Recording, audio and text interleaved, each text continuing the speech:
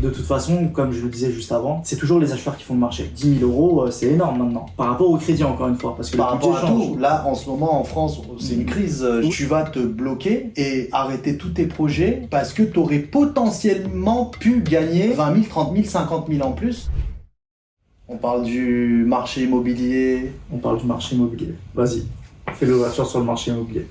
Comment tu as trouvé cette année le marché immobilier en 2023 par rapport aux années précédentes? Et qu'est-ce que tu prédis de 2024? Qu'est-ce que je prédis de 2024 2023, c'était une année, pour moi, un peu exceptionnelle. C'est-à-dire que ça a fait un vrai tri dans le métier d'agent immobilier, dans le sens où on voit toujours le vrai potentiel des gens quand les choses commencent un peu à durcir. Du coup, cette année, on avait très peu d'acheteurs et beaucoup de vendeurs. Et le problème qu'il y a eu, c'est que ça a mis du temps pour que les prix commencent à un petit peu se réguler du coup. Et ouais, et c'était une année qui était intéressante parce que le volume de vente, alors il a un petit peu baissé par rapport à 2022 et 2021 aussi, mais je trouve que... Je crois qu'on va finir à 950 000 ventes, Ouais, ce qui est une année en réalité, quand on regarde la courbe, ouais. plus que normal. Ouais, c'est déjà exceptionnel, hein, parce que dans les années, il y a 10 ans, je crois, on était à combien? On était Dans les 700 000, je pense, quelque chose comme ça. Voilà. Après les subprimes, je pense on devait être peut-être entre 600 700 dans ces eaux-là. J'ai Ouais. pas le chiffre exact en tête. Ouais, et on parle à l'échelle nationale. Hein. Ouais. Par contre, la différence, c'est que dans ces époques-là, si on revient 10 ans en arrière, on avait beaucoup moins d'agences immobilières et notamment les mandataires n'étaient pas aussi développés qu'aujourd'hui. Donc aussi. c'est pour ça que ce qu'il y a, c'est que la part du gâteau a été divisée ces dernières années par un plus grand nombre. C'est pour cette raison aussi que aujourd'hui, on sent qu'on est pas en difficulté, mais qu'on a l'impression d'avoir moins de business. Alors que pas du tout. Alors que en réalité, quand on regarde, et si on avait le même nombre d'agents immobiliers qu'il y a 10 ans, Ouais.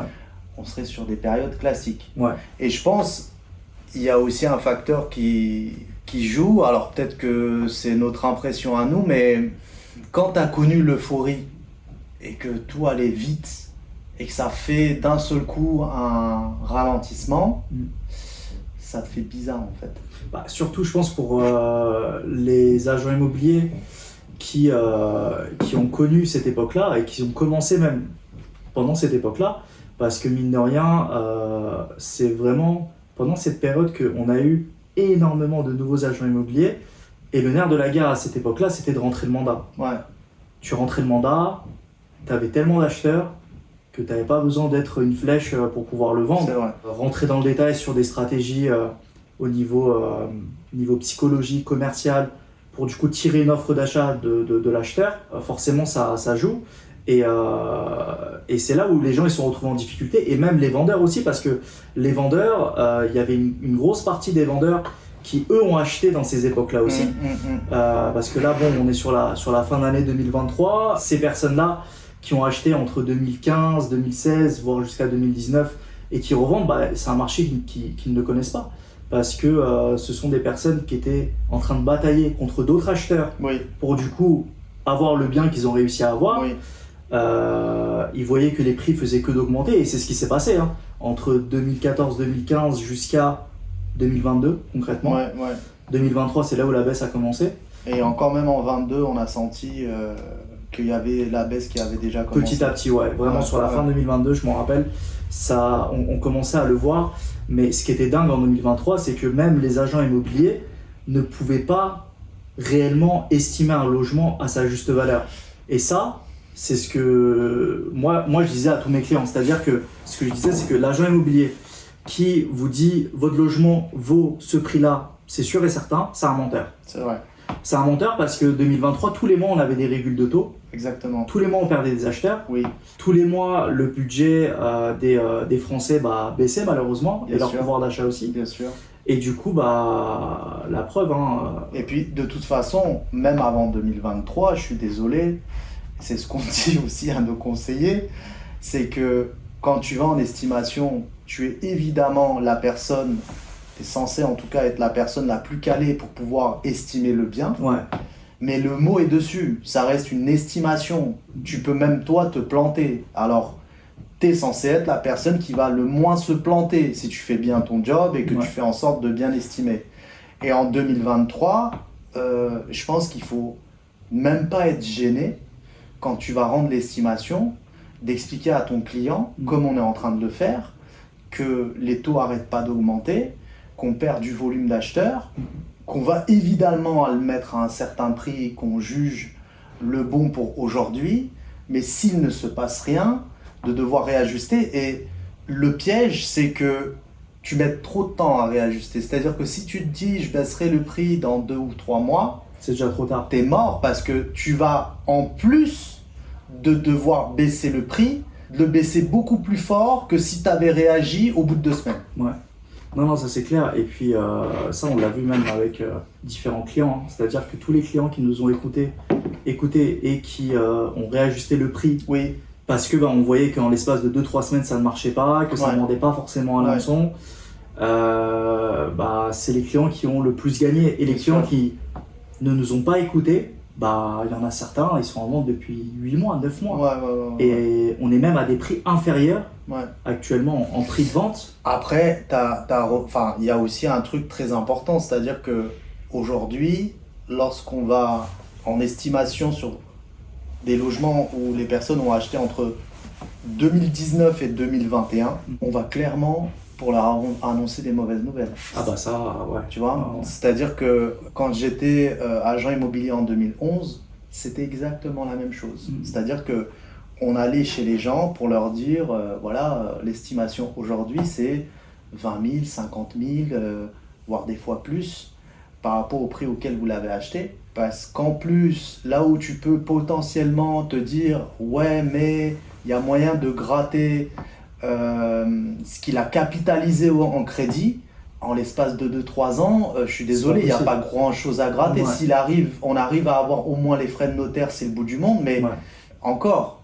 Et malheureusement, on a beaucoup de clients qui sont obligés de vendre. C'est-à-dire que quand tu es en train de divorcer, quand tu as un agrandissement, quand tu as une mutation, ce genre de choses, 2019 ou 2020, peu importe, la personne elle doit vendre, elle n'a pas d'autre choix. Maintenant, il est évident qu'on essaye toujours de conseiller, de dire si vous avez une solution pour le mettre en location en attendant un petit peu des jours meilleurs, mais même ça, quand on fait nos calculs, on se rend compte que à mettre en location certains types de logements qui vont être des 3-4 pièces. C'est pas forcément rentable.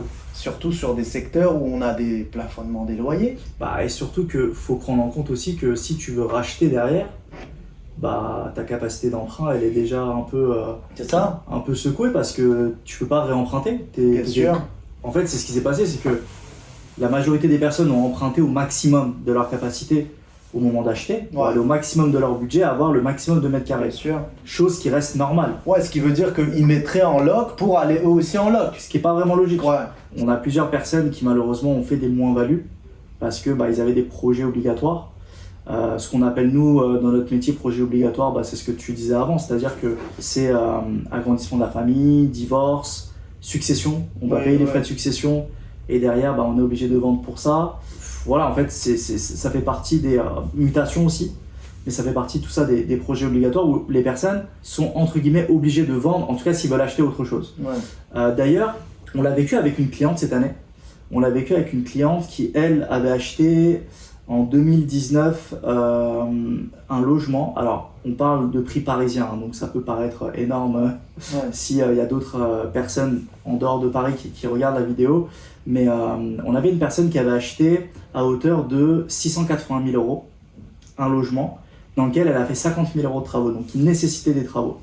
Elle avait payé un peu plus de 50 000 € de frais de notaire, et donc ça c'était en 2019. Et là en 2023, elle a voulu vendre parce qu'ils avaient acheté en 2022 une maison en crédit relais, en banlieue parisienne, donc ils voulaient partir de Paris. Et ce qui s'est passé, c'est que elle a essayé de le vendre avec une autre agence pendant presque 6-7 mois, ça n'a pas marché. Elle nous a sollicité, elle nous avait trouvé grâce à notre référencement, et ce qui s'est passé, c'est que on lui avait dit d'entrée de jeu, malheureusement, ça se vendra pas à ce prix-là. Si vous voulez vraiment le vendre, on est plutôt dans ces prix-là. Et je m'en rappelle, on avait commencé la vente à 739, alors qu'ils étaient affichés à 790 depuis plusieurs mois. On a commencé à 739, il s'est rien passé. On a directement ajusté, au bout de 2 mois, on a ajusté à 2 reprises, jusqu'à ce qu'on soit affiché à 700 000. Et au final, on l'a vendu à 690 000 euros. Donc ça veut dire que ces personnes-là ont clairement perdu 100 000 euros entre les travaux et les frais de notaire, mais ils étaient obligés de vendre et ils ne pouvaient pas faire autrement. Et c'est la situation dans laquelle malheureusement beaucoup de Français se sont retrouvés. Et du coup, alors il y en a qui pouvaient... Et on l'a bien vendu parce que, rappelle-toi, on avait reçu plusieurs fois des offres. À 650. 650, 650, 650. Et à chaque fois, ça a été refusé. Et que... On a persisté et on... On a réussi à trouver quelque chose pour limiter la casse. Et d'ailleurs, ça me fait penser à une phrase que je dis tout le temps à mes vendeurs au moment où on commence une vente. C'est que en 2023, depuis que la crise a commencé, je ne suis pas là pour vous faire gagner le plus d'argent, mais je suis là pour vous faire en perdre le moins possible par rapport au prix auquel il l'avait acheté. Ouais, après, tu as aussi... ça, c'est vrai, parce que on a beaucoup de clients qui ont acheté il y a 10 ans, 15 ans. Donc on en a pas mal aussi des profils comme ça. Et à chaque fois qu'on va être, par exemple, sur un prix et qu'à un moment donné, on va avoir la phase de négociation, ils vont réfléchir en fait d'une manière un petit peu bizarre. Ils vont dire « Ouais, mais là, je suis en train de perdre de l'argent. » Alors qu'en réalité, ils vont faire une grosse plus-value. C'est-à-dire qu'en plus, sur un marché parisien, d'avoir acheté il y a 10-15 ans, tu fais une grosse plus-value. C'est-à-dire que dans leur tête, ils se disent « J'aurais pu. » C'est ça. C'est fictif. C'est ça. Et alors que ça semblerait pas bizarre pour eux de le vendre à un moment donné, de vendre, si on faisait la corrélation avec, je sais pas moi, la bourse. T'as raté le coche le truc il était au pic, t'as pas pu le vendre à ce moment-là, tu le revends à un autre moment, tu vas pas rester bloqué, j'aurais pu le vendre, tu vois. Mais pour un logement, ça me paraît, les gens ils ont un peu plus du mal à digérer. Après, faut pas oublier une chose, c'est que c'est des particuliers.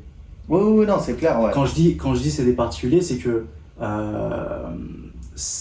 très souvent un investissement de ce type-là, ils le font pas 10 fois dans leur vie. Bien sûr.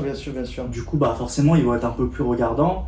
Alors, il y en a qui arrivent à le comprendre, hein. Il y en a qui restent butés et qui veulent absolument continuer en suivant on va dire leurs idées et pas se plier au marché. Mais de toute façon, comme je le disais juste avant, c'est toujours les acheteurs qui font le marché. C'est-à-dire que ce n'est pas les vendeurs, ce n'est pas les acheteurs. Et ça va dépendre uniquement de l'état économique du pays.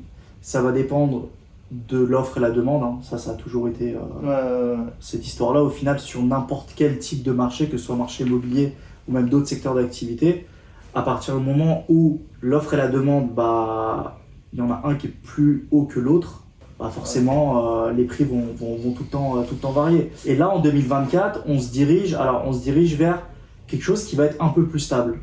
Apparemment, de ce qu'on entend dans les coulisses, Exactement. Alors, ce qu'il faut savoir, c'est qu'en 2024, les taux ne vont pas forcément rebaisser.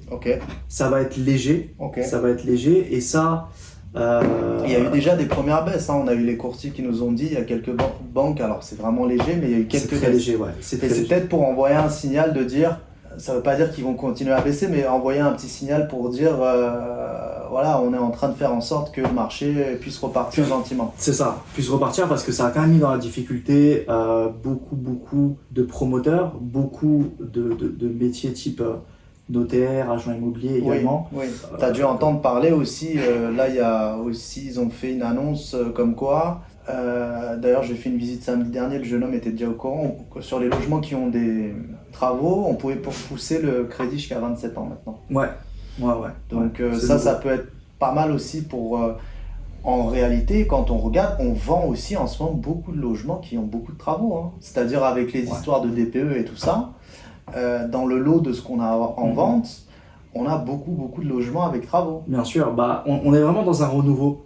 C'est-à-dire qu'ils ont modifié les règles par rapport au DPE. Là, le marché commence à, je dirais pas repartir, mais commence à plus se stabiliser. Parce qu'il y a aussi la maturité des vendeurs à prendre en compte. C'est-à-dire qu'il y a beaucoup de vendeurs qui n'ont pas réussi à vendre pendant des mois et des mois, qui ont mûri dans leur projet, Oui. qui se sont fait à l'idée que ils peuvent pas faire autrement, qu'ils ont testé une agence, deux agences, trois agences, plusieurs agences en même temps, des mandataires, Ouais. ça ne marche pas, Ouais. c'est normal, il n'y a pas de recette magique. C'est-à-dire que on peut mettre beaucoup de moyens en place sur le côté marketing pour toucher un maximum de monde, mais le marché reste le marché. Je suis d'accord avec toi, mais tu sais que sur beaucoup de mandats qu'on a récupérés, il y a aussi ce qu'on disait en début de vidéo, des agents immobiliers qui n'ont pas changé leur fusil d'épaule et qui bossent comme quand c'était l'euphorie, c'est-à-dire mettre des photos qui sont pas forcément bonnes, faire l'annonce un peu à l'arrache. Là, je pense que de plus en plus les vendeurs sont au courant, mais nous, dans l'immobilier, on le sait.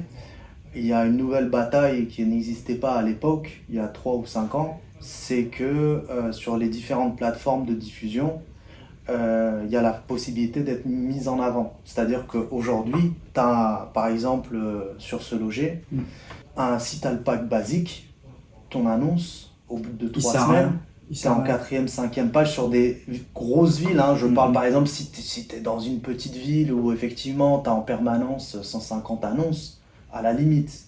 Mais nous, dans le 18e, uniquement le 18e, on a 2000 annonces. Donc pour te sortir de ce lot-là, si effectivement tu n'as pas la possibilité de ce qu'on appelle booster tes annonces et être en tête d'affiche, en première page, tu vas te retrouver effectivement avec moins de visibilité. Et combien de fois ça s'est vérifié, c'est-à-dire qu'on récupère des mandats où la personne a, en plus d'avoir mal fait son annonce, n'a pas ce pack-là. Alors après, ça joue aussi l'agent immobilier qui va te faire la visite, c'est-à-dire que nous on le sait, nous on est convaincus de ça. Lorsqu'un bon agent immobilier sait t'accompagner et pas te convaincre, mais te prendre par la main pour te dire ce bien-là, c'est celui qu'il te faut, parce que tes critères de recherche sont ça. Ok, tu peux peut-être pas avoir ce dernier critère que tu voulais, mais tu as les autres qui sont tellement au maximum. Est-ce que tu veux rater l'affaire? Et des fois même faire en sorte qu'il te fasse une offre négociée, parce que nous, notre rôle, le vendeur, quand il nous confie le mandat, c'est de vendre dans un premier temps. Alors évidemment, le but est de le vendre au plus haut, mais je pense qu'un vendeur serait plus mécontent de toi si c'est pas vendu, que c'est vendu, mais peut-être pas au prix qu'il voulait. Ah bah ça... Tu vois, il va pas te retenir si t'as pas vendu. Oui, bien sûr. C'est comme si tu arrives dans une course à la 2e place, on va te donner une médaille et fin. Tu vois. Alors que là, au contraire, c'est vendu.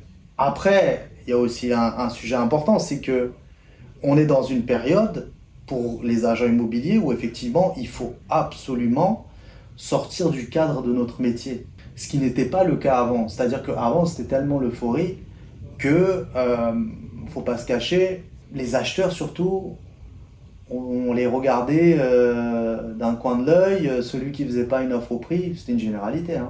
Celui qui faisait pas une offre au prix, malheureusement, son dossier était poussé en arrière et même, tu avais sur certains biens, les gens retiraient leurs conditions suspensives pour avoir le bien. Alors qu'ils faisaient des crédits. C'est ça. Et des négos de 5-10 000 euros nous paraissaient complètement dingue de devoir négocier 5-10 000 euros. Parfois, on était un peu réticents d'appeler le vendeur pour 10 000 euros de négociation. Qu'aujourd'hui, c'est tout l'inverse. C'est-à-dire, dans nos dossiers, quand on regarde avoir des offres au prix, ça représente même pas peut-être 5% de nos dossiers. Et encore. Donc, c'est très souvent des affaires qui sont déjà à des prix bas parce que il y a un problème, par exemple dans la copro, où il y a beaucoup de travaux à faire, où il y a un problème qui fait que le prix est bas. Il est à son prix et c'est ça. Le prix a déjà été défini en étant bas par rapport aux problématiques qu'il a, et du coup là forcément tu as plus de demandes. Bien sûr. Et vu que tu as plus de demandes, du coup ça fait l'effet inverse. Et comme les gens... Mais même ça, on n'a pas des offres au prix. Hein. Le dernier en date qu'on avait à 200 000, on a eu 12 visites, on a eu 2 offres, une offre à 165 et l'autre offre qui était au départ à 175, on vient de la remonter à 185. La vente va probablement se faire à 185. Ouais. Ok, il y a tout à refaire, enfin, il y a une tonne de travaux dedans. Cet exemple-là, c'est un bon exemple parce que sur cet exemple-là, il y avait un agent immobilier en fait, qui s'occupait de ce bien. Oui. Depuis combien de temps? 2 mois, je crois? 3 mois? 3 mois parce que son SQ est terminé. Et sachant que lui, au départ, il le récupère à 230, il fait une première baisse à 215. Il fait une deuxième baisse dernièrement à 210. Ok. Il a fait qu'une seule visite. Ouais. Nous, en une semaine à 200 000, Ouais. on a fait 12 visites. Ouais. On a eu une vingtaine de demandes. Les 20 n'ont pas visité, il y a eu 12. En l'espace de combien de temps? En une semaine. On commence les visites, on est quel jour aujourd'hui? Jeudi dernier, aujourd'hui, quand je suis en train de te parler, on est mercredi aujourd'hui. Donc ça n'est même pas une semaine. Le jeudi, on a eu une visite, un jeune homme a fait la revisite avec moi le samedi. Et était déjà convaincu le jeudi à la revisite avec sa sœur et sa grand-mère. Il était sûr de son coup malgré les gros travaux. Moi, je voyais bien un professionnel l'acheter finalement. Lui, c'est pour sa résidence principale. Et faut être courageux d'acheter un produit comme ça parce que nous, dans nos secteurs, c'est peut-être différent ailleurs en France, mais dans les secteurs parisiens, les gens, en fait, sont quand même pas tous chauds à faire des travaux et surtout quand c'est des gros travaux. Ouais. Généralement, ils sont réticents et nous, on le vérifie on a déjà eu dans la même copropriété le même appartement qui demandait 40 000 € de travaux pour être... alors, on a un premier appart, je vous donne un exemple, hein. Il est affiché à 280, il a 40 000 € de travaux, le deuxième, il est en vente à 350. Il n'y a pas du tout de travaux, il est au goût du jour, un peu moderne, stylé, ce que les gens aiment. Celui à 350 va se vendre et les gens... Il va mieux se vendre, ouais. Exactement, parce que... C'est le côté coup de cœur, ça.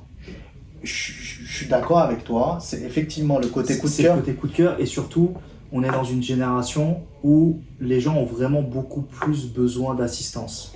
Oui, alors je pense que sur ça, je te rejoins. Par contre, il y a aussi plusieurs autres facteurs qui rentrent en compte. Les gens ont besoin d'être assistés. Les gens ont peur également de se lancer dans les travaux. Et pourtant, on est dans des périodes et des époques où les gens font de plus en plus de travaux. Dans l'époque de nos parents, je suis désolé, on faisait des travaux tous les 10 ans. C'est-à-dire que la maison ou l'appartement des parents, il bougeait pas tant que ça. Et on le vérifie bien avec les logements qu'on a. Des personnes encore plus âgées que nos parents, ils sont quasiment dans l'état des années, début des années 2000, tu vois, on est en 2023, donc ça fait 20 piges qu'ils ont à peu près la même déco, tu vois. Ouais. Alors qu'aujourd'hui, tous les 5 ans, il faut se renouveler parce que le bleu canard n'est plus tendance, il faut faire le gris souris, donc du coup, on va avoir dans un process qui va être beaucoup plus accéléré. Alors, c'est pas mieux ou moins bien, c'est juste que c'est différent. Et effectivement, ils ont besoin d'être assistés, comme tu dis. Ils ont besoin d'être assistés parce que moi j'ai remarqué une chose, c'est que sur les logements où on a des travaux à faire, on a plus de facilité à récupérer une offre d'achat quand on leur rapporte des éléments factuels déjà sous les yeux. Style un devis. Par exemple un devis, exactement. C'est-à-dire qu'ils viennent visiter, ils arrivent à imaginer le potentiel, mais ils ont peur de se lancer parce qu'ils ne savent pas exactement combien ça va leur coûter. Alors qu'aujourd'hui, nous, en tant que professionnels de l'immobilier, on a la possibilité de leur apporter plein de solutions clés en main. Et c'est là que je te disais qu'il faut dépasser notre fonction. Ça, on le faisait à la marge à l'époque. C'est-à-dire que la personne qui visitait un truc avec travaux, il devait presque se démerder. Je suis désolé. Aujourd'hui, nous, sur les dossiers où les appartements demandent des travaux, de nous-mêmes, on sollicite notre partenaire pour qu'il vienne faire un devis et pour qu'on puisse le mettre dans le dossier et que la personne puisse être assurée dans un premier temps du montant pour voir si effectivement ça rentre dans son enveloppe. Et dans un second temps, de rencontrer l'entrepreneur en question qui va encore plus le rassurer pour lui dire c'est pas juste du papier, je vais te le faire, tes travaux à ce montant-là. Et aussi les aider dans la projection. C'est-à-dire qu'aujourd'hui, on a des outils qui nous permettent d'aider les acheteurs à se projeter une fois que le bien est rénové, comme du home staging en 3D. Alors, il y a plein de sociétés différentes maintenant qui se lancent en plus avec l'IA. On a vraiment de quoi trouver. Mais même avec Internet, c'est-à-dire sur des sites comme Pinterest et tout, on a des exemples de ce qu'on peut faire Donc même quelqu'un qui n'a pas beaucoup d'imagination et de créativité, ça nous arrive même de montrer l'exemple d'autres appartements qu'on a refaits qui vont pas être forcément c'est pas exactement le même appart, mais je sais pas moi, on va montrer une salle de bain qu'on a refait avec le carrelage par exemple, ce style de carrelage avec la douche qui va être de cette manière-là. Donc je pense que ça c'est des éléments qui sont quand même relativement importants pour que les gens puissent se projeter. C'est pareil, l'un de nos partenaires avec qui on bosse et qu'on recommande a fait l'agence. On leur montre aussi de quelle manière il a fait l'agence, le parquet, on a créé des moulures sur les murs en bois. Et du coup, ça peut les aider à se dire, ah tiens, peut-être qu'effectivement, ça peut être bien de le faire dans ce sens-là.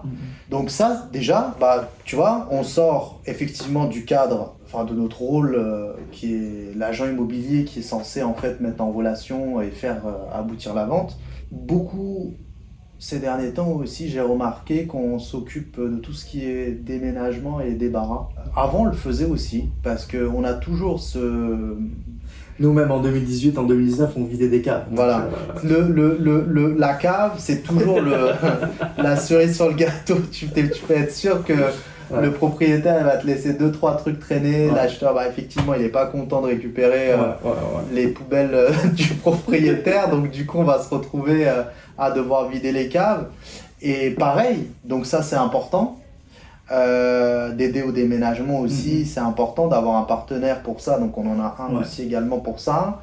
En fait, c'est pas systématiquement essayer de les caler avec les clients, c'est juste que le jour où l'un des clients en a besoin, que ce soit pour ça ou ça, au moins tu lui apportes la solution. Oui, alors je suis fluidifie la vente. Oui, complètement, mais je suis d'accord avec toi, mais remarque que de nous-mêmes, on est dans la précaution de se dire, et c'est bien ce réflexe, peut-être qu'il ne sait pas qu'on sait. Donc, dans le doute, on lui explique tout. Si tu as besoin de quelqu'un pour débarrasser, si tu as besoin de quelqu'un pour déménager, n'hésite pas à nous solliciter, on a un partenaire. Et en plus, le partenaire, je suis désolé, il nous fait 10, 20, 30 dossiers à l'année. Donc forcément, notre partenaire, il est beaucoup moins cher. Et moi, j'ai plein de clients qui me rapportent par rapport à notre déménageur que le gars, quand il fait nos dossiers, il est stressé. Ouais, s'il vous plaît, dites à Ismaël que ça s'est bien passé. Tant mieux. Oui. Parce que nos clients sont contents, ils payent moins cher.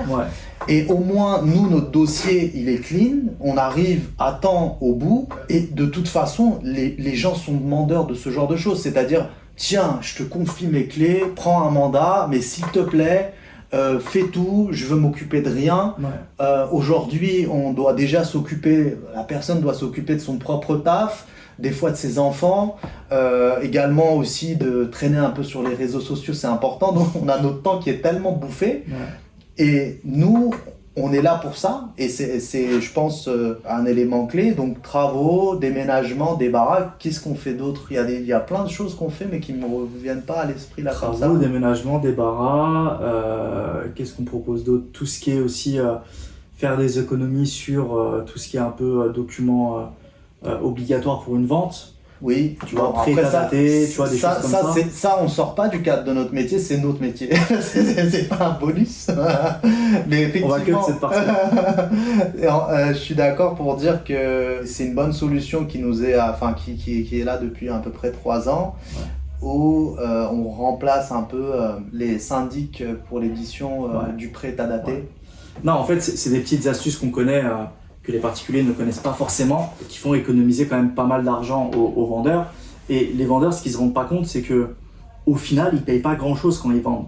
L'acheteur paye les frais de notaire, l'acheteur paye la commission d'agence, le vendeur est censé payer tout ce qui est diagnostic, tout ce qui est prêt à dater. Même ça, maintenant, on propose des solutions où... la plupart des agents, quand tu signes des exclusivités... C'est ça, c'est qu'ils prennent en charge. Au minimum, le diagnostic, ils font le nécessaire pour... On ne parle pas de sommes astronomiques pour les vendeurs, c'est-à-dire qu'on ne parle pas de non plus 3-4 000 euros. Mais ça reste quand même des sommes qui s'additionnent au fur et à mesure. Ouais. Diagnostic entre 200 et 300 euros en fonction de ce qu'il y a à faire. Ouais. Des fois, ça peut monter à plus. Ouais. Notamment, dernièrement, où si tu as une maison à vendre qui a un mauvais DPE, tu es obligé de faire un audit énergétique, Ouais. qui pour la plupart coûte entre 800 et voire 1000 euros. Le moins cher 500 et très souvent, Très souvent, ça ça touche touche les 1000 euros voilà, c'est ça. dans notre région à nous. Quoi. Et donc, tu as le prêt à dater qui, les syndics se gardent sur ça. Parce que pour les personnes qui connaissent les lois, récemment, ça fait 2-3 ans, que les syndics ont été encadrés par rapport à la loi sur le montant de l'état daté. 380 euros maximum. Voilà, 380 euros maximum. Mais le prêt à daté, ils ont encore la main dessus. Donc nous, même là, on a vu récemment des syndics qui facturaient 680 euros. Là, je viens d'avoir mon confrère. Je dis pas l'immeuble parce qu'on va le reconnaître assez facilement. Et ils lui ont demandé 500 euros. Et je suis désolé, le prêt à daté en ligne, ça coûte 60 euros. Ouais. Donc tu fournis ça à la société. Il y a 2 grosses sociétés qui le font. Ouais. Et qui le font très bien. C'est prêt à dater en ligne, justement, le nom, c'est ça aussi. Et je crois que le deuxième, c'est quasiment similaire. Prêt à dater facile. Ouais, je pense quelque chose comme ça. Ouais. Il y en a 2 qui sont très connus. Voilà, il suffit d'envoyer en fait les convocations d'assemblée générale. Avec les annexes derrière, où on a toute la comptabilité de votre immeuble et en l'espace de... En plus, c'est ça en fait. Au-delà de l'argent, c'est qu'ils te le pondent en 24-48 heures. Alors que le syndic, en plus de te prendre 500 euros, ça nous est arrivé de débarquer chez eux énervés. Ouais. Parce que forcément, sans ce document, très souvent, on n'arrive pas à signer le compromis. Et des fois, on peut même signer le compromis et se dire on va envoyer ce qu'on appelle le SRU. En fait, ce document-là n'est pas obligatoire aux yeux de la loi, mais les notaires le rendent obligatoire et ils t'empêchent de signer un compromis de vente si tu n'as pas ce document-là. D'ailleurs, on va en parler des notaires. Parce que, t'as raison, parce que en réalité, on pourrait envoyer juste les annexes comptables, mais c'est un peu flou dans le sens où il faudrait que la personne puisse calculer avec ses tantièmes de combien il doit payer. En vrai, c'est nécessaire parce que, tu vois, autant dans les documents SRU, il y a plein de documents où c'est pas non plus un truc de dingue de les avoir, notamment des règlements de copro, des fiches synthétiques. Autant ça soit les PV, le prêt à dater, c'est des trucs que même nous, agents immobiliers, on regarde quoi. C'est-à-dire les dépenses. Je suis d'accord, sauf que là où je suis moins d'accord, c'est que le prêt à dater, d'un point de vue légal, n'est pas obligatoire. Ça veut dire que d'un point de vue légal, tu peux signer une promesse ou un compromis de vente sans le prêt à dater. Jusqu'à là, on est d'accord. Par contre, ce qui me rend fou, c'est les notaires qui ne veulent pas signer sans ces documents alors que on a les 2 parties qui sont d'accord. Et ça c'est quelque chose qui me gêne beaucoup. Moi, au contraire, je pense que ils ont quelque part raison parce que ça, en fait, ça implique la chose suivante. Admettons qu'on suit ton raisonnement. Ils sont d'accord. On arrive à l'acte authentique. On nous forcément l'état daté. Ouais. Sur l'état daté, t'as quand même des éléments. Par exemple, sur les dépenses N-1, N-2, de voir les codes par appelés et les codes par réels, déjà leur différence. Tu vois, je pense que de toute façon, s'il y a tout ce qui est procédure et dette de copro, même en amont, on ne peut pas le cacher, mais au moins sur le prêt à dater, c'est redéfini, ouais. Tout de suite, combien, à qui? Est-ce que c'est des dettes de fournisseurs? Est-ce que c'est des dettes de copropriétaires qui ne payent pas? Le montant, nous souvent on fait aussi le parallèle parce que dans n'importe quelle copropriété, il y a souvent à peu près 5% d'impayés. Voilà. Et justement, on prend ce pourcentage, on regarde la taille de la copropriété et on va mettre en corrélation la dette qui n'est pas payée avec ce qui est appelé à l'année. Tu vois, c'est-à-dire que s'il y a 100 000 euros d'appelé pour toute la copro et qu'il y a 5 000 euros de dette, c'est une bonne copro. Par contre, s'il y a 100 000 euros d'appelé et il y a 60-70 000 euros de dette, copro qui existe, hein, dans lequel j'ai vendu. Je vois très bien. Voilà.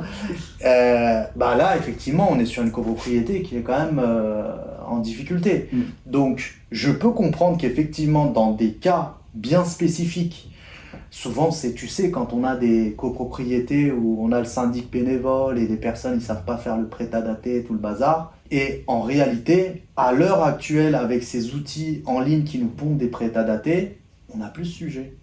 Tu te souviens, on avait ce sujet, on essayait de forcer certaines ventes avec des notaires avec qui on voulait négocier pour qu'on n'ait pas de prêt à dater parce qu'il n'y avait pas de syndic, donc personne pour le faire. Le conseil syndical ne voulait pas, enfin personne ne savait le faire non plus. Finalement, grâce à ça, grâce au nom des notaires, tu as appris à faire des prêts à dater. Ouais. Voilà. Donc Ouais. du coup, tu peux remercier le notaire pour ça. Tu sais faire des prêts à dater. La seule différence, c'est que on le fait pas parce que ça nous engage. Ouais. C'est-à-dire que si on fait une erreur, C'est notre responsabilité. exactement. Ouais. Or là, les entreprises en question prennent la responsabilité. Alors, on n'a jamais eu de problème, mais du coup, on ne sait pas qu'est-ce qu'ils prennent en charge. Ils ont sûrement des assurances, mais au moins on est tranquille sur ça. Non, c'est Tu clair. vois. Donc Ouais. ça, c'est plutôt bien.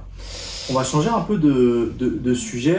Est-ce que pour toi, là en ce moment, ce serait le moment de vendre ou même d'acheter? Ou il faudrait attendre justement qu'on retourne sur l'ancien marché pour vendre? Je vais te parler de façon, je pense, plutôt concrète parce que je suis en train de vendre. Tu sais, quand tu dois vendre et que voilà, c'est une nécessité. Aujourd'hui ou demain, bah effectivement, c'était mieux hier, mais est-ce que ça sera pas pire demain? Donc du coup, je dois vendre. Je mets en vente et de toute façon, je me rassure de la manière suivante, c'est que certes, je le vends pas peut-être 20 000 plus cher parce que si je l'avais vendu il y a un an, j'aurais eu 20 000 euros en plus. Mais de l'autre côté, lorsque je vais acheter, je vais sans doute acheter 20 000 moins cher. Ouais, c'est exactement ce que j'ai Donc dit. ça s'équilibre. Maintenant, pour ceux, il y a d'autres personnes. Alors moi, je suis dans une configuration où je vends dans un secteur qui a explosé. Donc on est à Saint-Ouen dans le 93 et j'achète dans un secteur qui a toujours été un peu cher. On parle de Courbevoie dans le 92. L'idée, c'est que je pense que ça va se passer de la manière dont je viens de te dire, c'est-à-dire je vais perdre 20-30 000 euros par rapport à il y a un an. Je suis totalement OK par rapport à ça. Et derrière, bah, j'arrive sur un marché où effectivement, je pourrais négocier, ce qui n'était pas le cas avant. Il y a d'autres personnes qui vont vendre à Paris, région parisienne, et qui vont acheter dans le sud, dans des villes où effectivement le prix au mètre carré est moins cher. Des villes qui, après le Covid, ont aussi monté. Mais dans ce sens, quand tu vends à Paris, dans une ville qui a 6 000 euros le mètre, et que tu achètes même, je sais pas moi, combien ça coûte à Marseille, ça doit coûter entre 3 et 4 000, quelque chose comme ça, je sais pas, hein, je dis peut-être des bêtises, bah, effectivement, t'es gagnant, tu vois, c'est-à-dire que le prix auquel tu vends, même si tu as vendu moins cher, Ouais. tu es finalement gagnant. Est-ce que tu vas te bloquer et arrêter tous tes projets parce que tu aurais potentiellement pu gagner 20 000, 30 000, 50 000 en plus? Bah. Je pense que c'est pas le bon raisonnement. Ouais, moi c'est ce que je viens de vivre avec un couple de clients que j'ai rencontré via Facebook. Ok. Voilà. Donc on est très digital comme agence et du coup donc par pur hasard rencontré sur Facebook et ça faisait 6 mois qu'elle était en vente dans une ville qui est le Raincy dans le 93. Ok. Ça faisait 6 mois qu'elle était en vente avec 2 agences. Ok. Et elle, en fait, elle y croyait plus. Elle y croyait plus et pour elle, elle devait absolument vendre parce que elle était sur le projet d'acheter une maison dans un secteur qui n'a rien à voir dans le 77. Donc forcément, les prix sont plus bas, mais Bien pour sûr. ça, il fallait qu'elle vende. Ouais. Et en fait, ce qui m'a le plus choqué, c'est que il y a aucun des agents immobiliers qui lui a dit une seule fois il faut baisser le prix, on est trop cher. C'est-à-dire que moi, je suis arrivé, je me rappelle, dans cette époque-là, son logement était à 325 000. Et bon, au début, il y avait des tentatives à 350 qui étaient beaucoup trop haut, 325. Et moi, je lui ai dit d'entrée de jeu que on pourrait tenter peut-être du 310, voire 300, mais qu'au-delà de ça, ça va pas marcher. Et on est dans une conjoncture où 10 000 euros, c'est énorme maintenant. Avant, à une certaine époque, Oui, 10 000 euros, c'est beaucoup. voilà. Aujourd'hui, 10 000 euros, c'est beaucoup. Par rapport au crédit, encore une fois. Parce que Par le budget rapport à change. tout. Par rapport à tout. Là, en ce moment, en France, c'est une crise Oui, générale. c'est vrai. 10 000 euros, c'est beaucoup d'argent par rapport à Ouais. n'importe quoi. Ouais. Tu vois? Et ce qui s'est passé, c'est que du coup, je lui ai expliqué le pourquoi du comment et je lui ai dit, bah, par rapport à votre achat, en fait, la maison, ok, mais vous allez devoir renégocier en fonction de la vente de votre bien. Mais de leur côté, c'est exactement la même chose. C'est que c'est une maison qui vous attend depuis quasiment 5-6 mois. Parce que vous avez mis en vente au moment où vous vouliez faire une offre sur cette maison. Vous n'avez pas fait d'offre, mais elle est toujours là. Toujours là, elle n'est pas vendue. Donc bah, forcément, c'est que de leur côté, bah, il n'est pas au bon prix non plus et que ça se vend pas. Et ce qui s'est passé, il s'est passé exactement ce que je lui ai dit, c'est qu'on a ajusté le prix. Je l'ai vendu en l'espace de 2 semaines. Ouais. J'ai fait une seule visite. Ouais.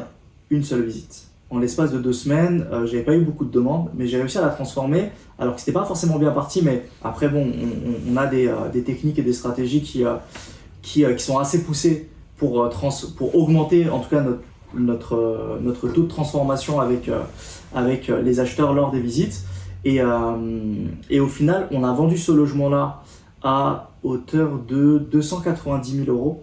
De mémoire, c'est ça, ouais, 290 000 euros. Et la maison qu'elle devait acheter à hauteur de 200 000 euros, finalement, elle l'achète à hauteur de 180 000 euros.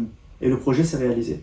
Et pourtant, je reviens sur ce que tu avais dit tout à l'heure, c'est qu'il y a des vendeurs qui sont pas contents des agences parce qu'ils ne vendent pas et ils préfèrent qu'ils vendent même si c'est moins cher. C'est exactement ce qui s'est passé, c'est qu'elle était super contente du travail réalisé parce que le projet s'est réalisé.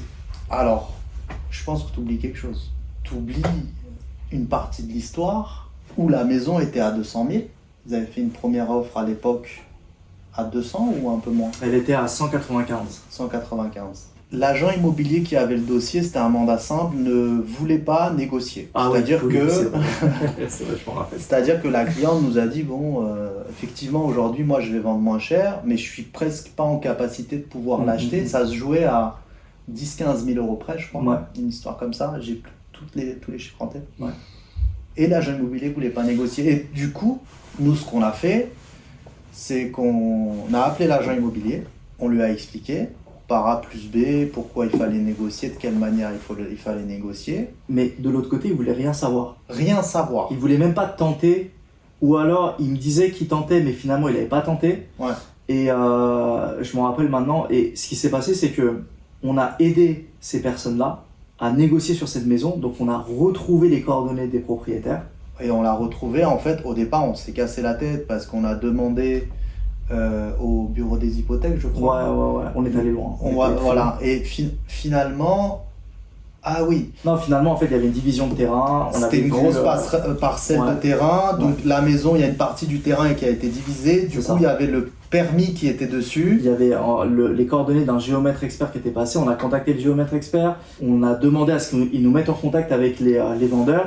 Les vendeurs nous ont appelés et en gros là, on a appris que en fait la négo n'avait jamais été faite. Voilà. Dans ce sens-là. Voilà. Où l'agent immobilier n'avait même pas expliqué la situation de ces personnes-là. Alors que de l'autre côté, ces vendeurs-là, ça faisait quand même presque 8-9 mois que le bien était en vente et qu'il se passait rien. Et qu'en plus, c'était une succession. Succession frères et sœurs. Ouais. Des gens clairement pas dans le besoin d'argent. La négo, elle s'est passée comme une lettre à la poste parce que pour eux, c'était évident et ils s'en foutaient en fait de le vendre 10-15 000 euros moins cher. Ouais. Dans le sens où d'une part, ils se le divisaient en deux et d'autre part, il y avait des frais de succession dessus. Ouais. Donc, ce qui représentait pas grand-chose, mais au moins, ça représentait le fait d'avoir vendu. Et surtout, vu que la maison était vendue, ils pouvaient officiellement avoir le terrain qui était divisé et vendre par la suite le terrain aussi derrière. Exactement. Et ce qui s'est passé, c'est que quand on a récupéré les coordonnées, qu'on a parlé avec les vendeurs, on a négocié et c'est nous qui nous sommes occupés de la signature du compromis de vente. On a pris des frais vraiment symboliques. On a pris, je crois, 200 ou 300 vraiment, euros. Vraiment, c'était pour aider la dame, vu qu'on avait déjà un dossier en cours avec elle, on avait des honoraires classiques. Donc, c'était vraiment pour l'aider. Elle a apprécié le geste, parce que du coup, elle a vu que c'était vraiment pour que son projet se réalise. Et l'une des premières choses que les gens de notre équipe nous avaient dit à ce moment-là, c'est « Ouais, mais du coup, tu gagnes pas grand-chose dans cette vente. » Et je leur ai dit « Détrompez-vous, parce que c'est une cliente qui est hyper satisfaite de nous. Ouais. Il y aura des ricochets. Peut-être maintenant... peut-être dans 1 an, peut-être dans 2 ans, on a toujours travaillé comme ça et on a toujours eu des ricochets. Et résultat des courses, même pas 2 mois après, elle m'a donné 2 mandats exclusifs. Un de son frère, qui voulait vendre pour acheter une maison aussi, et un autre de quelqu'un de sa communauté qui est dans son groupe d'amis. Ça nous a rapporté 2 mandats supplémentaires grâce à ça. Exactement. Ouais. Donc non, c'est vrai que la conjoncture pour vendre, elle est pas évidente. Maintenant, elle s'ajuste. Elle s'ajuste entre l'achat et la vente. Il y a aussi des personnes qui parlent de prix, de taux.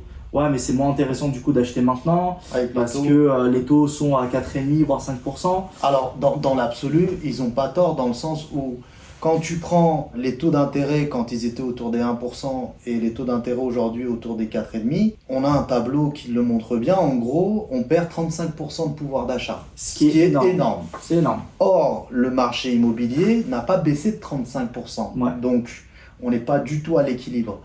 Nous, Mais il continue de baisser par contre. il continue de baisser, mais on voit bien que ça bloque et que ça, c'est pas en fait une baisse fulgurante.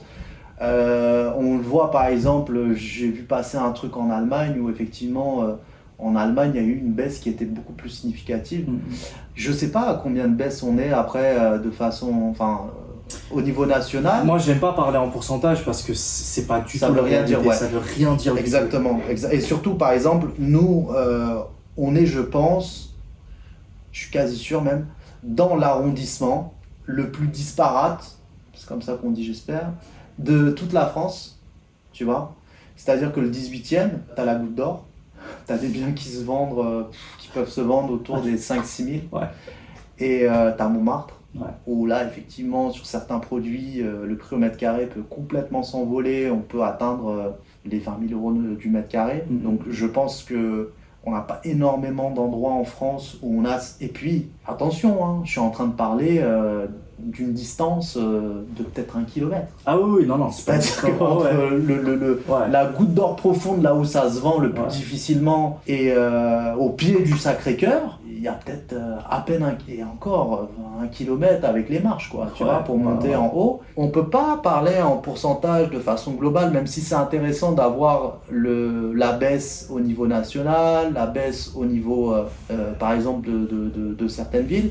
Mais ici, nous, par exemple, d'une rue à l'autre, tout change. Tout change. C'est-à-dire que tu as... Et ça, c'est pareil dans beaucoup de secteurs. Hein. Dans beaucoup de secteurs, tu as des biens qui se vendent 500-600 000. Le même bien, 5-6 rues à côté, se vendent à hauteur de peut-être 300-350 000. Ouais, plus à Paris, hein. Parce Alors, que je parle à Paris, à encore Paris, une fois. ouais. Je parle vraiment de Paris. Et c'est pour ça que je déteste qu'on parle en pourcentage, parce que déjà, le niveau, enfin, l'échelle nationale, ça veut rien dire. Paris, déjà, fausse tous les statistiques, bien sûr, pour commencer. ouais, Que ce soit en termes de prix au mètre carré ou tout est complètement. En complètement fait, déconnecté. tu te rends compte que à Paris, on est sur une autre planète. Ouais. C'est-à-dire que par rapport au reste de la France, les prix au mètre carré. Moi, je vais beaucoup en vacances parce que j'ai ma famille du côté du Pays Basque, les villes Bayonne, Anglet et Biarritz, qui sont des villes exceptionnelles. Et quand je regarde le prix au mètre carré de ces villes-là, même si effectivement à Biarritz, on peut monter sur des prix au mètre carré qui sont comme à Paris, c'est pas le sujet, mais par exemple, quand tu es à Anglet, sur des quartiers qui sont très bien, le prix au mètre carré est équivalent à une ville un peu bien du 93. Ouais. Voilà, donc pour te dire, genre tu rentres même pas à Paris, t'as le même prix au mètre carré que Saint-Ouen, les Lilas ou Pantin. Ouais. T'imagines, genre la différence entre... Bah oui. Enfin, et c'est pour ça que je disais que, bah, effectivement, nous, on est complètement sur notre planète. Enfin, tu ramènes quelqu'un qui a vécu toute sa vie à Anglet dans l'autre sens. Tu lui dis, bah, au même prix que ta maison à 600 000 euros, tu vas avoir un appart ici, De 65 dans une copro des années 70, avec 300 euros de charge par mois. Ouais. Tu vois, donc... Non, c'est vrai que ça fausse énormément. Après, de toute façon, il y a aussi un facteur que les gens ne prennent pas en compte, c'est que le marché se régule tout le temps, au bout d'un moment. S'il ne se régule pas et qu'il y a des points de blocage, l'État fait toujours en sorte, voilà, on va dire, d'aider économiquement le pays. C'est ce qui s'est passé en 2008-2009, où les banques ont commencé à, de manière très significative, commencer à baisser leurs taux pour justement relancer l'économie du pays. C'est l'historique un peu de la banque et c'est pour ça aussi, pour la petite anecdote, qu'ils ont commencé à réaugmenter leurs taux. Maintenant, ils ont dit la fête est finie, on a suffisamment voilà, donné. en fait, ils font en sorte de gagner de l'argent. Voilà, c'est ça. Or, à l'époque, alors ils gagnaient quand même de l'argent. Quand on dit, ouais, des banques ne gagnent rien à 1%, ils gagnaient avec tout ce qui était à côté, les assurances, Exactement. le fait que tu ouvres ton compte et tout ça. Voilà. Mais aujourd'hui, ils sont spécialisés en leasing, C'est voilà, ça.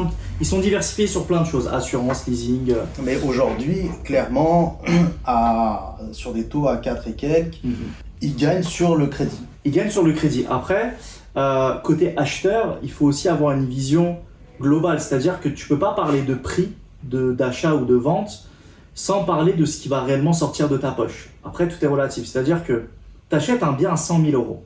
Oui.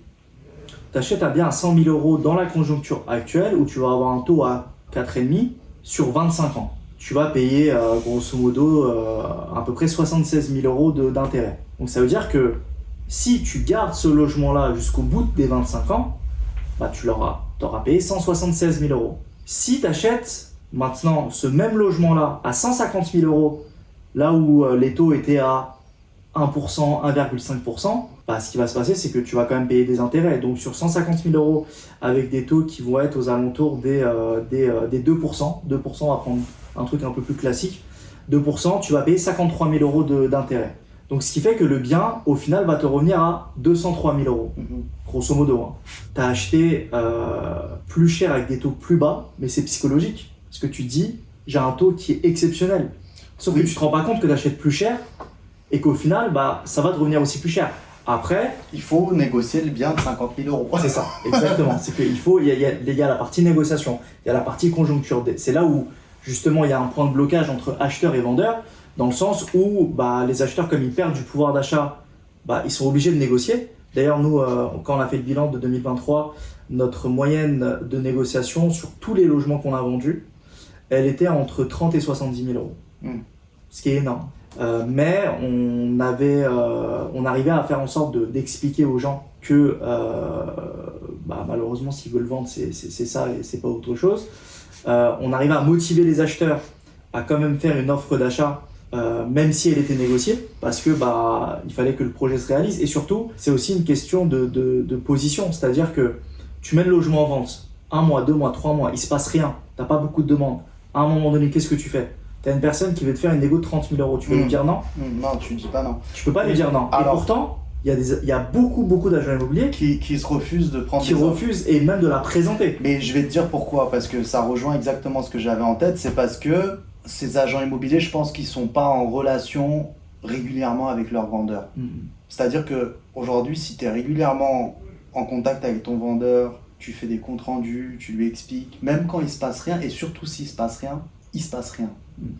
Tu as les différentes plateformes qui te permettent de voir les statistiques, que ce soit Se Loger, Le Bon Coin, ou peu importe. Donc tu envoies tes statistiques à ton propriétaire pour montrer le nombre de visites, montrer que ton annonce est bien faite, qu'elle est bien classée, que malgré ça, t'as pas de demande, ou que, pareil, tu as des demandes sur lesquelles tu fais des visites, le retour des visites, ce que pensent les gens. Donc tout ça font que, à un moment donné, tu travailles avec ton vendeur. C'est-à-dire que tu n'es pas seul, isolé dans ton coin, en train de faire un truc, et que au bout de 2-3 mois, tu reçois cette offre, tu n'oses même pas l'appeler, parce que tu n'as pas créé de relation. Et en plus de ne pas avoir créé de relation, tu vas commencer à ramer pour rattraper tout le temps perdu où il fallait lui expliquer tout ça. Après, il y a aussi beaucoup d'agents immobiliers qui n'appellent pas parce qu'ils ont peur, alors que c'est pas de leur faute. C'est-à-dire qu'ils ont peur de dire aux vendeurs, il se passe rien. On n'a pas de demande, on n'a pas de visite. Pour eux, je sais pas pourquoi, ils vont passer pour des incompétents qui ne font pas bien leur travail. Du coup, dans leur tête, ils se mettent un frein psychologique. Alors, je parle des agents immobiliers. Ils se mettent un frein psychologique où c'est devenu grave de dire à un vendeur, on n'a pas de demande, on n'a pas de visite. Alors que, je suis désolé, mais si on reprend le début, tu as fait une estimation, tu l'as mis à un certain prix de vente. Déjà, si tu as bien fait ton estimation et que le client t'a écouté, on l'a mis au prix de ton estimation. Voilà, il est censé se passer des choses. Maintenant, s'il l'a mis plus haut, c'est de la faute de ton vendeur. C'est ça, c'est qu'il n'y a pas de secret, c'est que c'est lui qui est responsable. À moins que toi, agent immobilier, t'as surestimé pour avoir le mandat, il y a des agents immobiliers qui font ça. Il y en a qui le font, il y en a même beaucoup qui Du coup, tu joues à cache-cache après ça. Ouais, c'est pas dingue. Mais du coup, c'est vrai que les agents immobiliers, ils ont peur parce que, comme tu l'as dit, ils créent pas de relation, il se passe rien de tout ça, et ce qui fait que les vendeurs ne sont pas contents parce que le travail il n'est pas bien fait, il n'est pas fait de manière efficace, il n'y a pas d'action qui est mise en place si jamais il se passe rien, et c'est là où les vendeurs voient quand même l'image de l'agent immobilier comme un espèce d'ouvreur de porte, parce qu'il ne met pas forcément d'action en place, il va mettre un bien en publicité, il va attendre qu'il y ait des appels et ensuite faire des visites, donc concrètement ouvrir la porte, attendre et espérer que le bien plaise au client et qu'il y ait une offre d'achat, je suis désolé, le métier d'agent immobilier, c'est pas du tout ça. Ouais, en plus, là, on le vérifie sur le mois de novembre. On a beaucoup de nos ventes qui ont été. Des compromis qu'on a signés avec des acheteurs qu'on avait dans notre fichier, à qui on a pensé au bon moment. Vu qu'on leur avait déjà fait visiter un ou deux trucs, donc on savait exactement ce qu'il leur fallait. Parce que de la même manière, dans une visite, il faut discuter.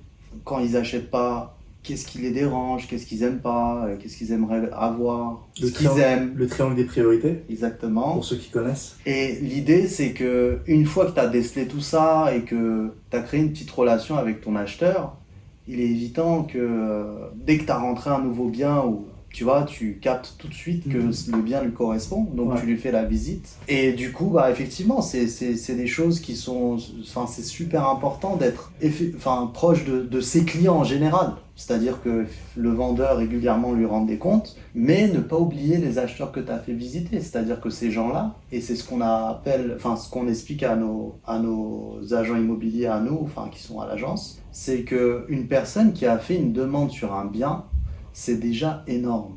C'est un lead.